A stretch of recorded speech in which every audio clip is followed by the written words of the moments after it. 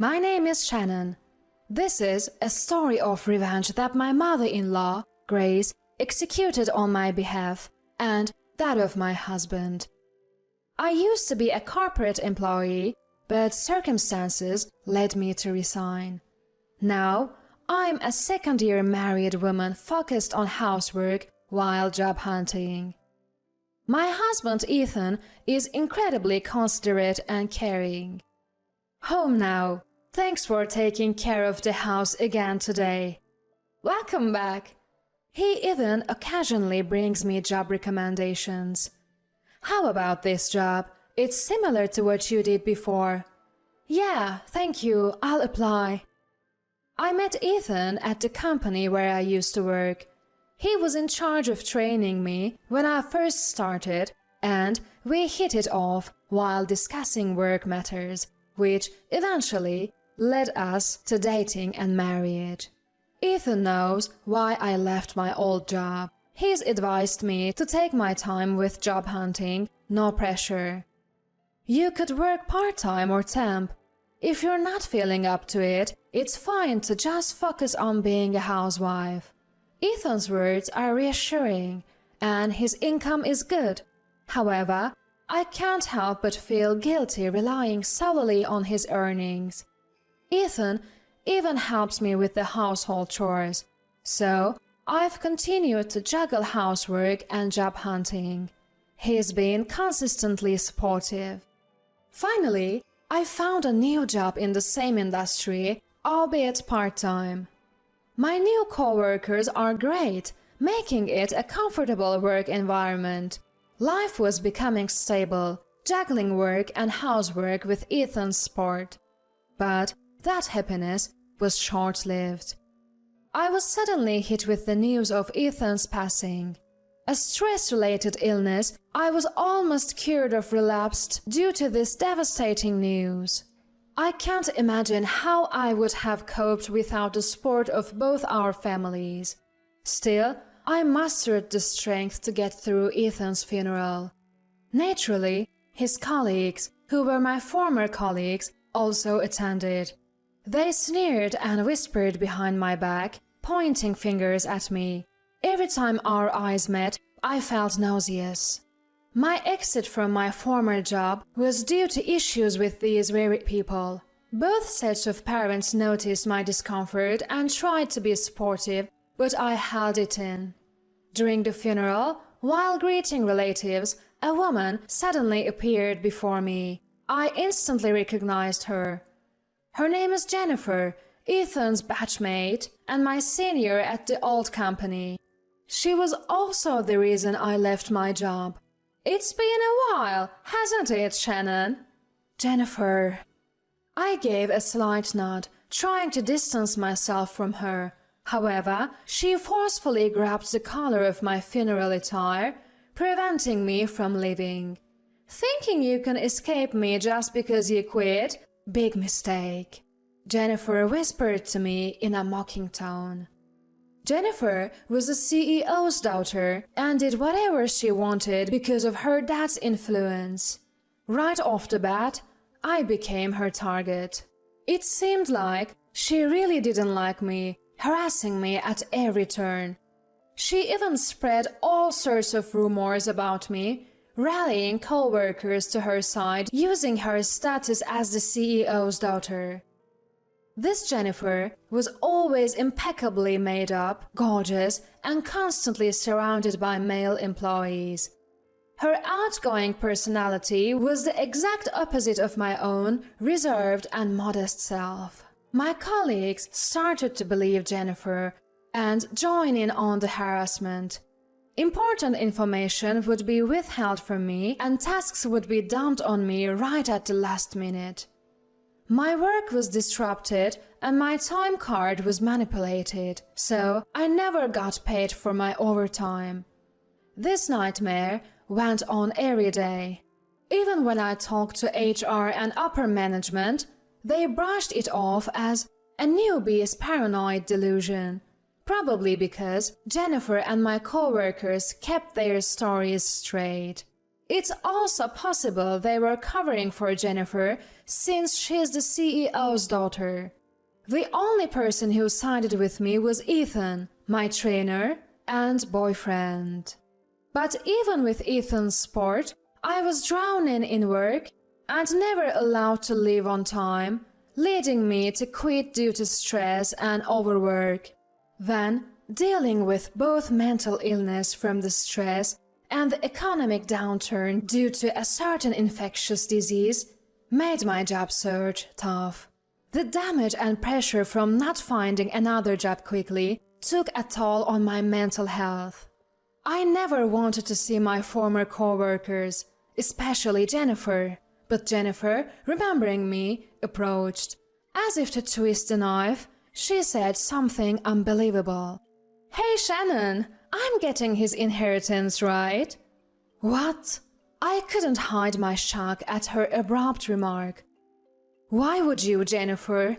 You're the CEO's daughter, and you have no right to Ethan's inheritance. My mind was racing. Jennifer then said something even more shocking. I'm pregnant, 4 months along. It's Ethan's baby. She rubbed her belly for everyone to see. Obviously, this child is Ethan's. You don't have kids, so it makes sense for his child to inherit.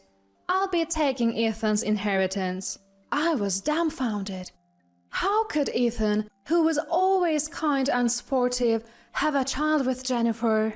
I couldn't and didn't want to believe it. I just wanted to escape this awful reality. How does it feel, Shannon, to have your loving husband stolen? Tell me, how does it feel? Jennifer laughed triumphantly. Behind her, my former coworkers who used to harass me were pointing and laughing as if to say, "You had it coming." I stood there in disbelief. Suddenly, Grace appeared from behind me, pushing me aside to confront Jennifer. "Were you the one blackmailing my son with embezzlement charges?" What? What the? I was baffled by Grace's words. "I know everything. That you're embezzling from the company, framing my own son for it, and threatening him with fake evidence. You are also sabotaging Shannon's job prospects, all of it." Hold on, Mama. What are you talking about? Slander without evidence could get you sued. Jennifer was desperately playing dumb. I've got the evidence right here. With that, Grace pulled an envelope from her coat pocket and scattered its contents across the funeral hall. It was incriminating evidence of Jennifer's embezzlement and her threats against Ethan. The room erupted in whispers as Jennifer's dark truth came to light. What's going on here? Jennifer, you're the worst! Embezzlement and threats? Those are crimes! Well, wait, this is... that... Jennifer was clearly panicked, but soon regained her composure and turned to me. But the fact remains, I'm carrying Ethan's child. Hand over the inheritance now. No need to worry about that. That child isn't Ethan's. What? Do you know about perinatal DNA tests? My son discreetly had one. Grace then thrust the DNA test results at Jennifer, proving the child wasn't Ethan's. This is fake! No, these are certified DNA results. Unlike what you've done, this isn't fake. The hospital will vouch for it. What? You've done plenty of other messed up stuff too, you know. We've got all the evidence to prove it. Upon saying this, Grace presented a plethora of irrefutable evidence. Multiple proofs surfaced, detailing harassment, embezzlement, blackmail, and even deeds too shocking to mention. Jennifer, unable to make excuses anymore, broke down in tears, scrunching her face and pulling her hair, emitting bizarre sounds. Her makeup started to run because of the tears, making the onlookers around her gasp. Her disheveled face looked like a disaster, to say the least. Yes, Jennifer's beauty was all makeup. Her real face was completely different. Former colleagues who used to be Jennifer's clique quickly flipped and began laughing at her while snapping pictures on their mobile phones. It was so like them to turn on her as soon as her position became precarious. "I'm sorry for any pain I've caused you, Shannon, but my son didn't betray you, okay? Please believe that. Here is the proof." I was stunned upon seeing it and knowing the truth. Ethan had been forced into infidelity not out of his will, but due to Jennifer's threats. The numerous entries also described how Ethan was drugged with high-proof alcohol by Jennifer, forced to drink it, and then blackmailed even further. "If you don't want this secret out, divorce Shannon and marry me instead." Turns out, she even had my coworkers wrapped around her finger. Jennifer seemed to be after Ethan just to mess with me. But Ethan wouldn't give Jennifer the time of day, so she resorted to desperate measures. Jennifer was embezzling company money and had even fabricated evidence to frame Ethan. She was threatening Ethan to get him to do what she wanted. A fake pregnancy was just one of those threats. At that time, I was mentally unstable and couldn't even job hunt, so Ethan couldn't afford to lose his job. That's why Ethan had no choice but to follow Jennifer's orders. I later found out from Ethan's diary that Jennifer had sabotaged my job hunting too. She had spread damaging information about me to rival companies through various connections. Her reason for tormenting me was something as petty as, "I just don't like your face." The reason she messed with my job search and tried to steal Ethan was simply, she couldn't stand me being married to a high-value guy despite being beneath her, and she wanted to ruin my life.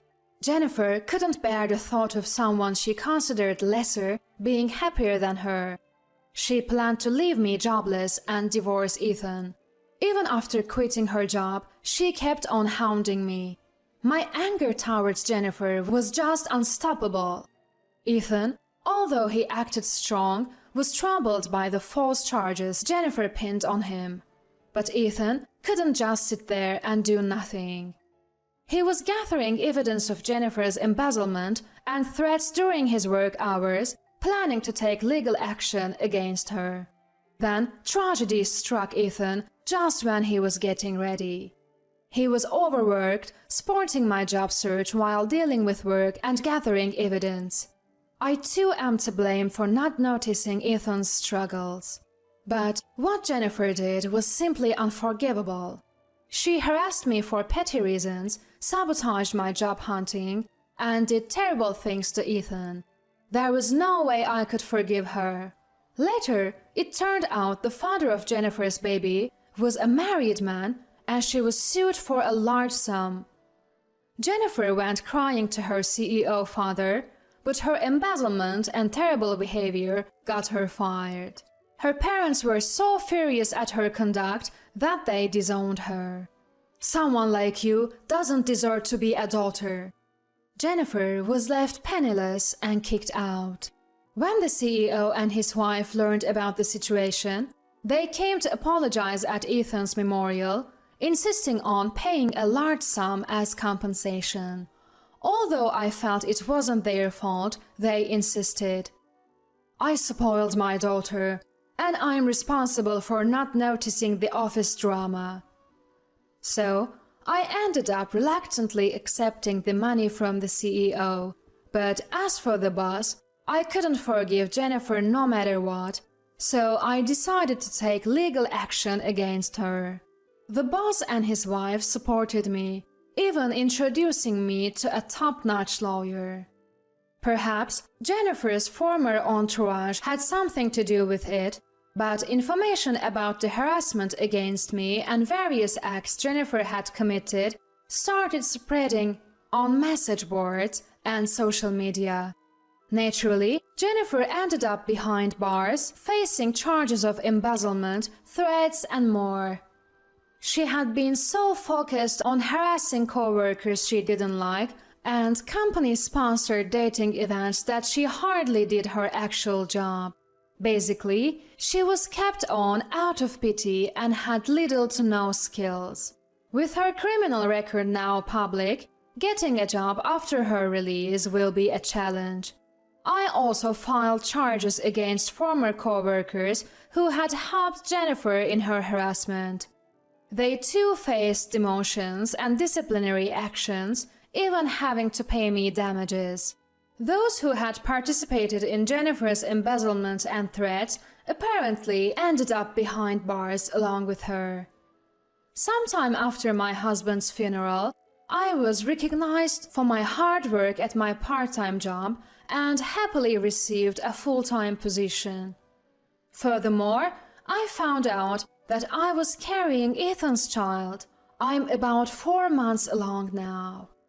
Although I felt a bit guilty for having to go on maternity leave so soon after my promotion, everyone at work told me, "You're welcome back anytime after your leave."